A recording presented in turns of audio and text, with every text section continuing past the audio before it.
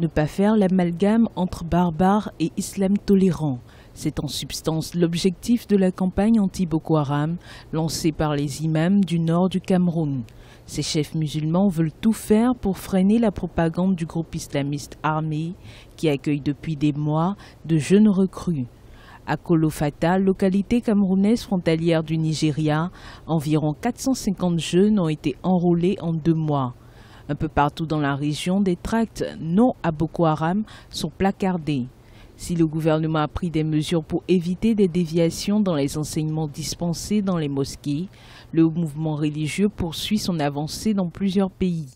La mobilisation des imams, d'une part, je crois qu'elle montre que Boko Haram n'est pas du tout un mouvement religieux, c'est réellement un groupe qui, au départ, avait certes une dimension sectaire, mais qui a principalement grandi grâce à l'afflux de bandits, de délinquants, et d'ailleurs, dans leur mode opératoire, on voit bien que ce sont beaucoup plus des criminels que de véritables djihadistes. Donc d'une part, je pense qu'il y a la volonté de se désolidariser de la part des imams du Nord Cameroun vis-à-vis des actions de Boko Haram.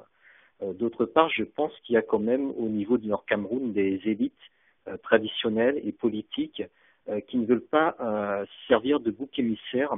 En première ligne dans cette guerre de communication, les dignitaires musulmans sont confrontés à un dilemme dans les localités frontalières les plus vulnérables, Boko Haram multipliant les attaques sanglantes depuis des mois.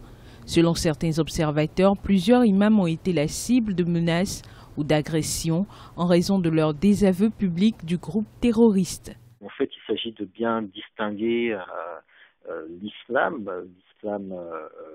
africain, subsaharien, l'islam noir, des actes de Boko Haram qui sont, lorsqu'ils se revendiquent de la religion, se revendiquent du wahhabisme, qui est totalement différent des pratiques religieuses qui ont lieu sur le continent.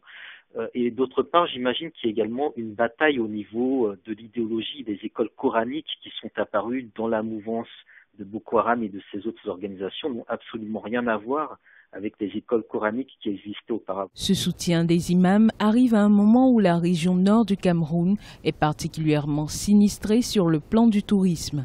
Conscients de cette situation, les autorités camerounaises ont mobilisé d'énormes ressources matérielles et humaines pour freiner les attaques du groupe terroriste.